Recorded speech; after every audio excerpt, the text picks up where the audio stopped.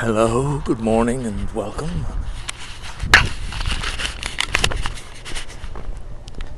I just putting the microphone in the top of my I'm not sure it'll pick up everything there. Kind of breast pocket of my black jacket. Today is the 27th of January and it is, wait for it, 2023. I think maybe it's the first audio file I've done this year. And it is 10 o'clock in the morning.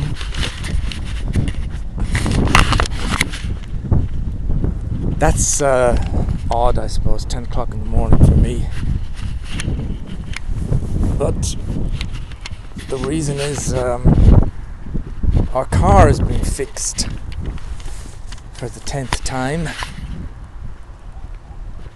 And I'm just checking to make sure the counters are running so that this is actually recording. Yeah, so the car has been fixed.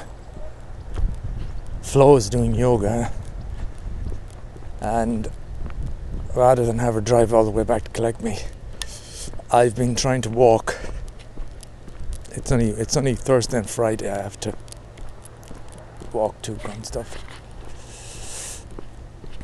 And so here I am. Enjoy. Just past the olive patch. It's a nice day. It's sunny. The clouds are burning away, but it's cold. And what's some news of the day? I find looking back at these things to give especially if a large amount of time has gone since this recording.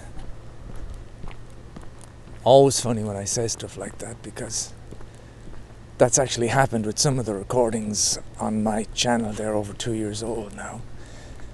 But for me, saying that now from the present is always a bit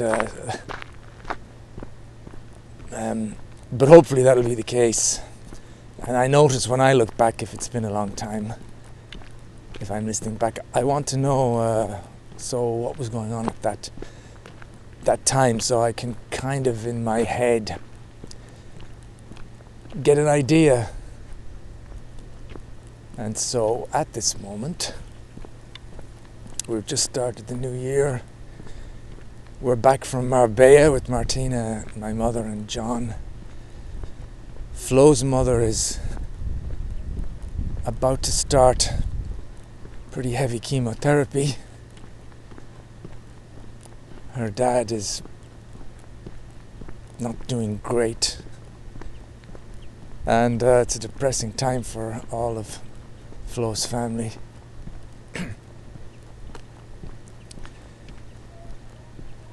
The crypto markets have bounced back a little bit.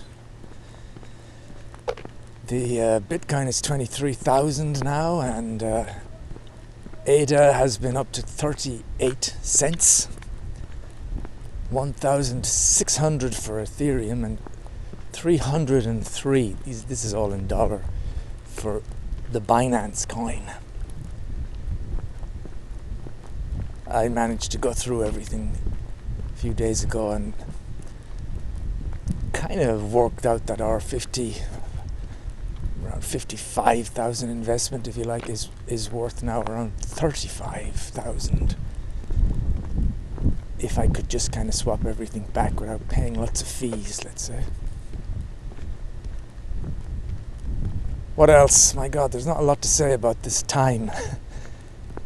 I'm, for what it's worth, not sure this is of any interest, I'm back into SimCity, have been for a couple of months now. And what I'm doing now is I'm building really small towns, because I've been inspired by some YouTube guy who drives around rural Texas, and he goes through these little towns. And when I watch these videos, I recognize the buildings and everything. I just thought, wow, obviously they used this design for some city. So I've been kind of inspired to do my own. It's kind of the opposite of doing the big, grand, packed, 400,000 people. I'm trying to do little cute towns with as few people as possible, and see if I can run them successfully. Anyway.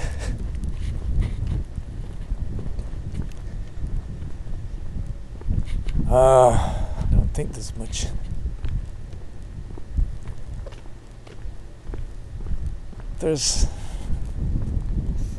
We got new tiles in the Connemara. We got the walls were painted. Business in the Connemara has been extremely quiet. That's another thing, I suppose. We've gone back to doing days where we do €40 at the end of the day. And we've had plenty of evenings where we haven't had any customers. So that's different. We've kind of been reasonably steady for so long. Don't really know why that is. Flo is doing her yoga. She freaked out yesterday because the gas hobs, I had to change the gas bottle, and then we just simply could not get the gas to flow. And so I could have went, but she decided to go and pick up it's like a little electric double hob thing, just until the guy comes today to see if they can fix this gas machine. But, when stuff like this happens, she kind of loses her mind, and all the shit hits the fan. It's the same stuff, same as, it's like a record. It's I have to do everything, and we don't know anybody. If we did, we'd have proper help, and you can't do anything, and my routine is destroyed, and I've got more things to do, and this is why we're not made to be entrepreneurs or restaurateurs, and this is why we have to sell or give the place away, and so it just goes round and round.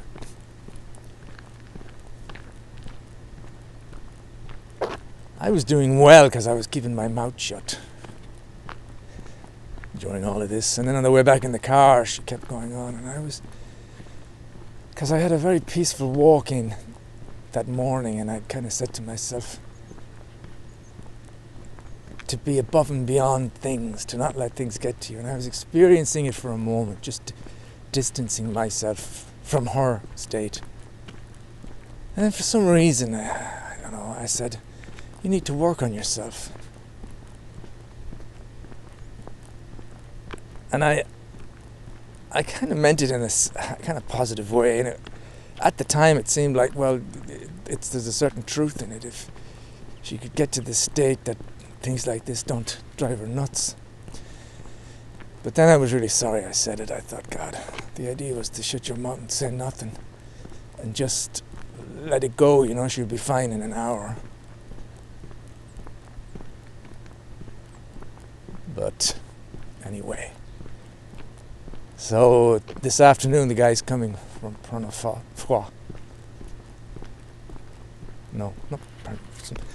Foix-Provence.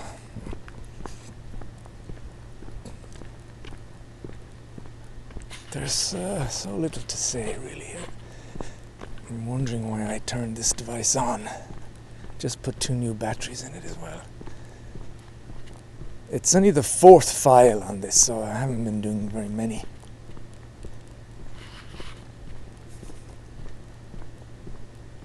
I was walking Tuco this morning. That's another thing. Tuco has an infection just on his neck, and he has to wear a little, it's like a lampshade around his neck, a little green one, small one. We have to, Flo is looking after the cut, well, whatever it is, called a red spot. Should be fine in a few days. As I was walking him this morning, the thought of Flo going off came back to my mind, and I thought to myself, would you mind being here for perhaps up to 6 months on your own? Let's say you didn't get a job, and be realistic. Could you handle that? And it does bring a certain anxiety to me.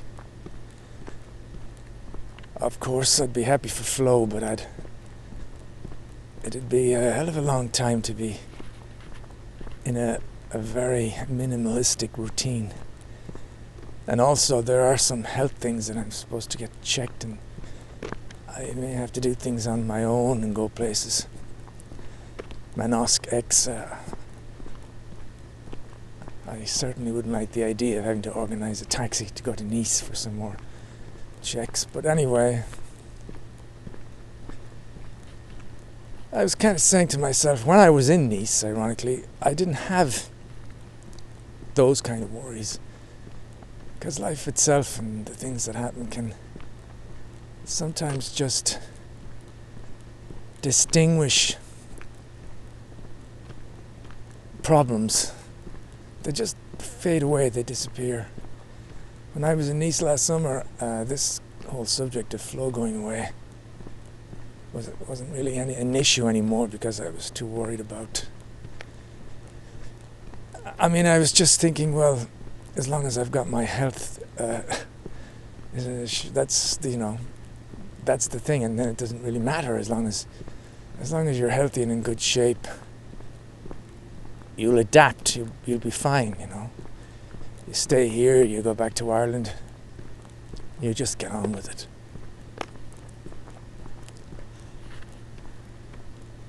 And Flo is definitely not finished, I think, with her adventures in India. She's starting to have, I think, very fond memories of her time there. And she is drawn to the courses they do there.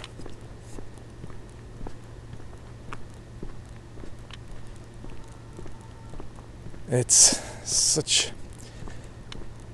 the fact that she's into this. There is a lot of, she said herself, there's a lot of marketing that goes on in the Isha Foundation, and I think she's kind of bombarded by a lot of these things, which means they stay on her mind. The idea of going back for a longer period to the ashram.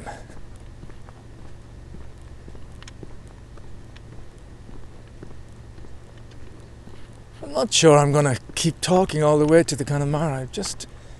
I had this urge to do one of these things when I was walking Tuco. I wanted to try and express a feeling I had. And then it's a bit like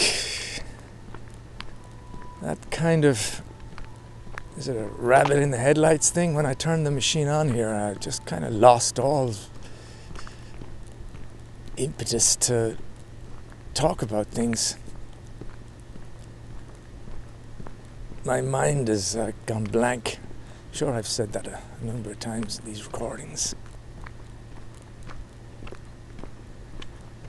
It's a shame I hadn't the thing running yesterday, but it's funny, it reminds me of that double slit experiment and the weirdness of the thing being recorded and how it changed the results. I wasn't recording yesterday and there was no thought of it. And I was just talking freely. And I kind of went to places, It was the usual stuff of I was thinking back to the dream I had in Narbonne when it was this dream about if you could put into practice a lot of the stuff that I preach to myself, which is that you don't let things affect you.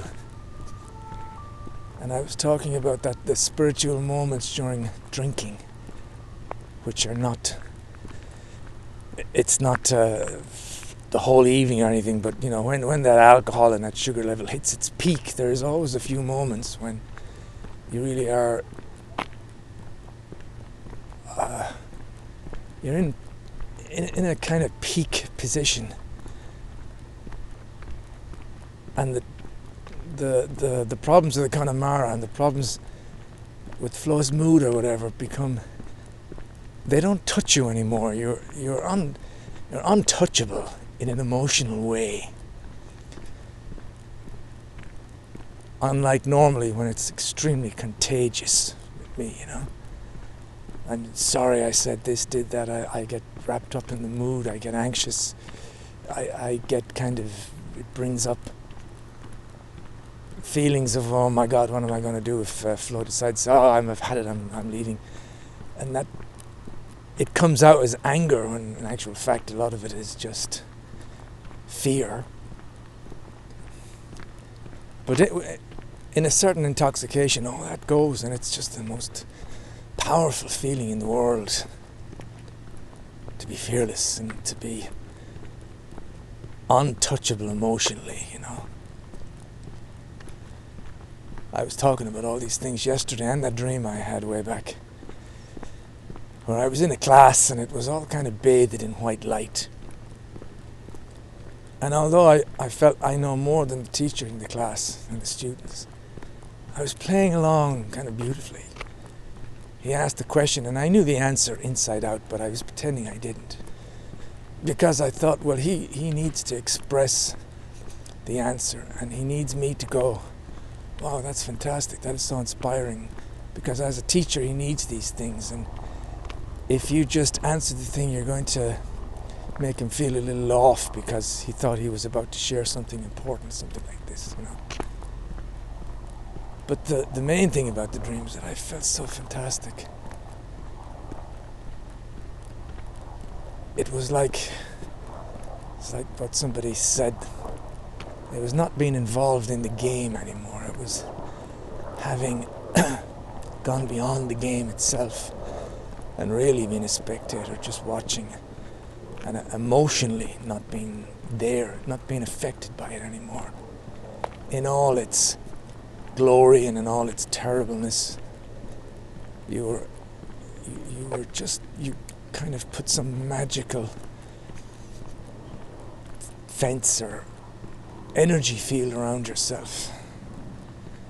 As a man got lost at sea, or he pretended to win a race and didn't, and he kind of went mad, and he brought this expression to my attention of not playing the game anymore.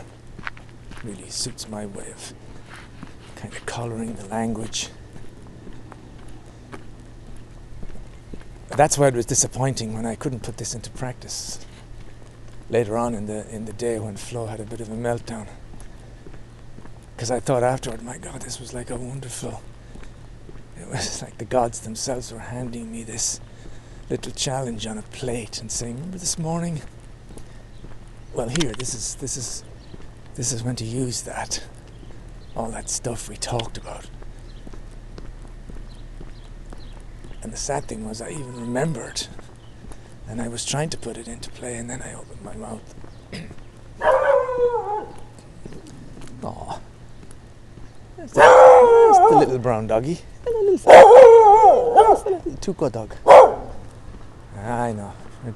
You're just doing your job. It's nothing personal.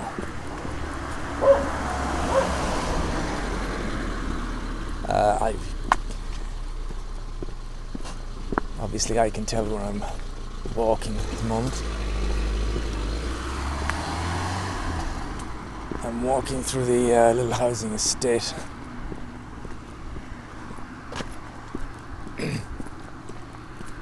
Yeah, that was... Oh, who are you? That's a new dog, are you?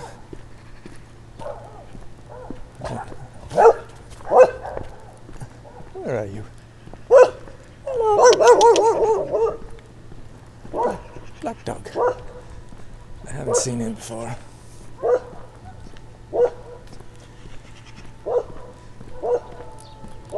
Yeah, yesterday I was really into just remembering, and not in a tempting way, but remembering those spiritual moments while in a certain sense of, certain point of intoxication. And just when this extraordinarily strong psychological character was born, you know. It's something I wrote about quite a bit. That I kind of just simply call it the drunk me, who wanted to have vengeance on everybody because of what was going on to the sober me. He was angry about, you know, the way I was treated.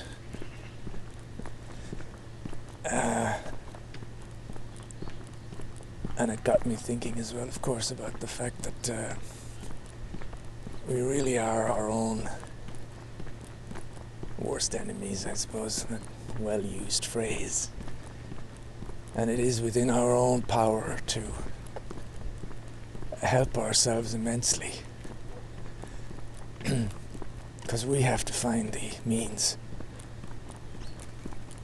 of being above and beyond things.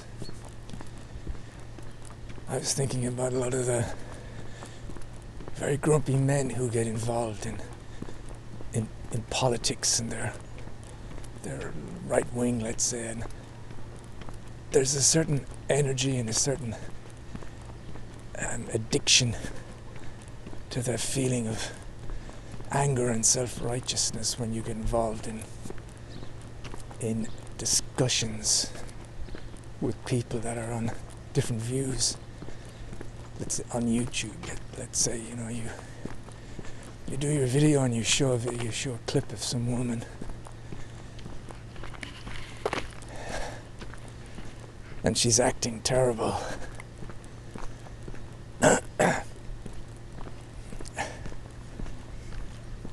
Bonjour. Bonjour. She's acting terrible on in a public area, you know. And this guy does his self-righteous video, and he's going on and on about this Karen and the problem with education and why this, let's say she's a younger woman, and how she's been brainwashed in the universities, and then blah blah blah, and then all the comments are filled with dislike, and it can become a very passionate thing, and you get sucked in. But I was thinking, if you allow something like that, because there is some kind of a payoff to it. I don't know what it is to be in a group and to feel very correct about your views, and wanting to just be able to beat someone down with your arguments. It's kind of addictive. But I thought, you see guys in their 70s, older even, and they're filled with anger about the world, and it's because they've perhaps let this thing take over their psyche. And then I thought, then you can also see occasionally a man walking, old man, almost gliding down the road, and he's smiling from ear to ear, and his eyes are extremely bright. It was one of the characters in my writing. But you look at that guy and you think, wow, he has cultivated something during his time, during his years. He's cultivated something. He's not been obsessed or gone off with this arguments about what he's passionate about and what he thinks everybody else must know, and how he thinks he has to change everybody and shout them down for being stupid. He's decided consciously or unconsciously somewhere along the line that I'm not growing that plant in my psyche, because it's just gonna bring frustration. I don't want to be the guy shouting at somebody else in a pub. I want to be the guy that's sitting down looking at somebody that's shouting in a pub. I want to be the guy in the middle of two guys shouting at one another in a pub, and I want to be smiling at it. And when they ask me my opinion, I'm like, well, I can see both sides, and to be honest, I don't really have a strong opinion on either. It's just the world. The world is kind of crazy. And if you believe in Jung and can follow some of his stuff, the best way to take it is, I think, with a large slice of Irish humour, and you say, yeah, Jung was right. The world is kind of going insane. Groups of people are dangerous. And original thought and keeping your head out of the muck is extremely difficult to do, and original thought is extremely rare. And when you just look at the news programs and they ask General Joe Public a view on anything, he literally quotes whatever line it is that he's read on the newspaper, and either maybe not realizing that, you know, that's not your view at all. You're copying something else. What about you? What do you think? If they were honest, they'd say, I have no fucking idea about economics, about the European treaties, about the protocol, about Northern Ireland. Well, I have some views about Northern Ireland. I got a lot of data on that, but world economics, governments, this is the good one, you know. Do you like Fianna Fáil? Think they're doing a good job? What would you change? It's like, fuck, do you any idea how complicated it is to deal with these fucking problems? I have no idea. No one says that, though.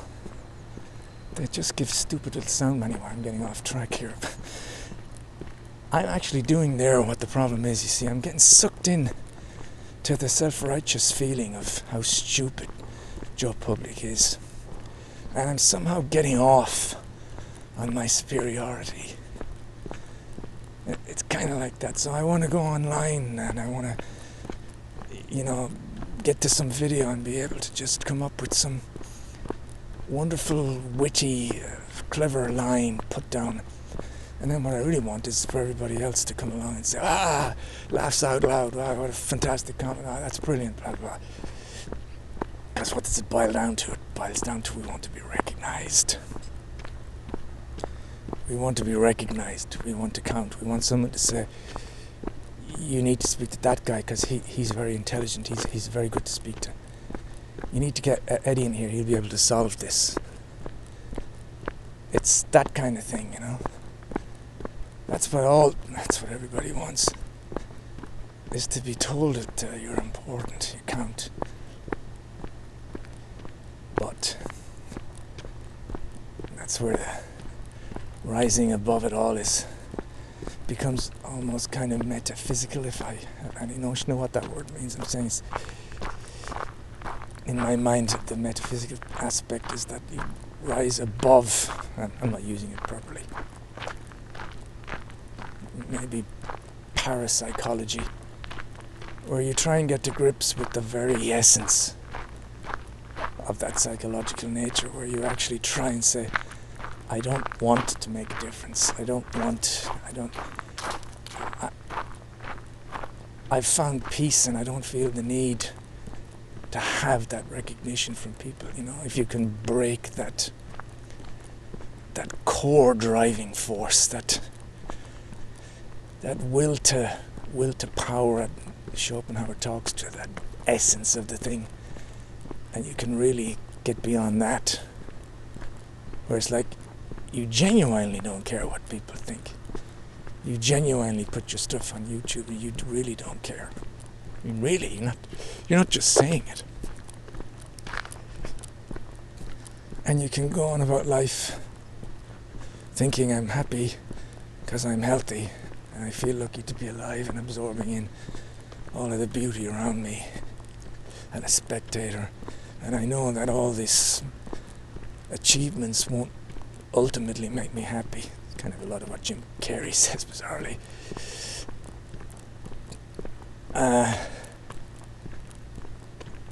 And down that path, which I have to say, it does also give you a great sense of superiority somewhere, which might not be a good thing.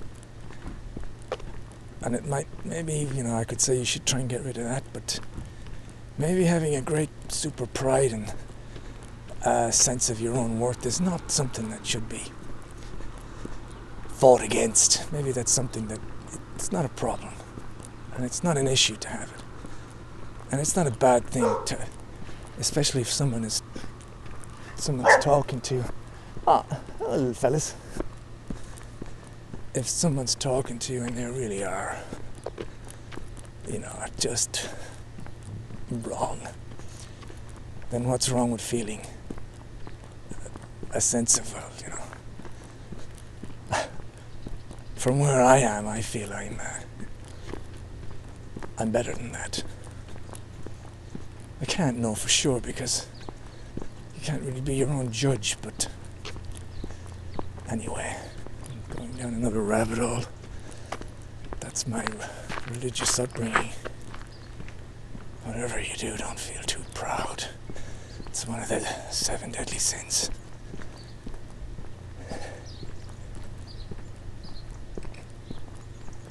Yeah, I was thinking all this yesterday. And how it all connected to the dream I had way back, maybe a decade ago, longer. And how in the dream I had achieved those things in this kind of setting of the class, which is very kind of symbolic. But it was the feeling element. I felt so free, I felt so good. There was no more worries. There was no more fear. And there was just a fantastic enjoyment of the banal. There was an enjoyment and a kind of appreciation of people. A compassion of people that you were going to allow them. You were going to kind of give them what they needed. Which, like I said, really is just a little bit of recognition.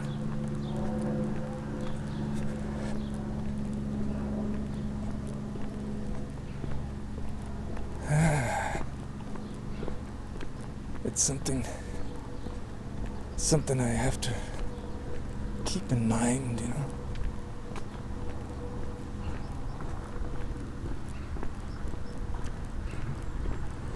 It's necessary to just think how small we all are and how fragile. How life is fleeting and there isn't really anything of any real importance. And all is vanity. And then don't play the game anymore. Just be a spectator of the game. I am approaching the hospital across from Pearl Almond. You know where that is. So I'll soon be reaching the depot. And I don't want to carry on talking into this. Not because I got a problem with anybody. I honestly don't. I can talk away into this as much as I don't feel any problem. Even if people are walking toward me, I don't care. But I'd be stringing out this conversation in a kind of aimless way.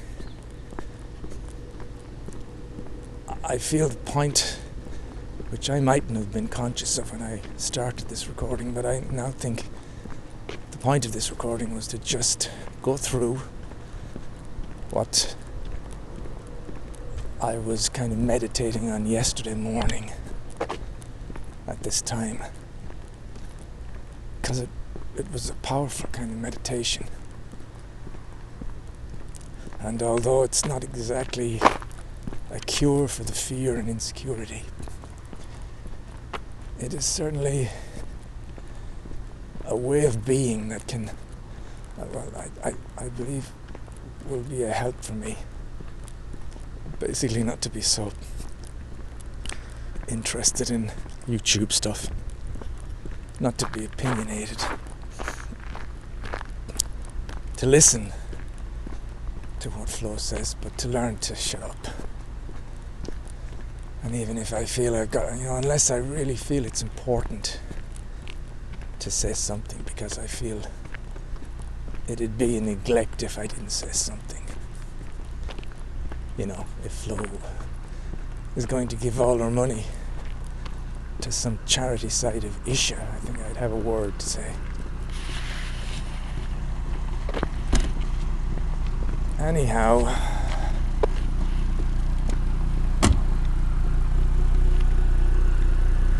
I'm getting up to the depot, and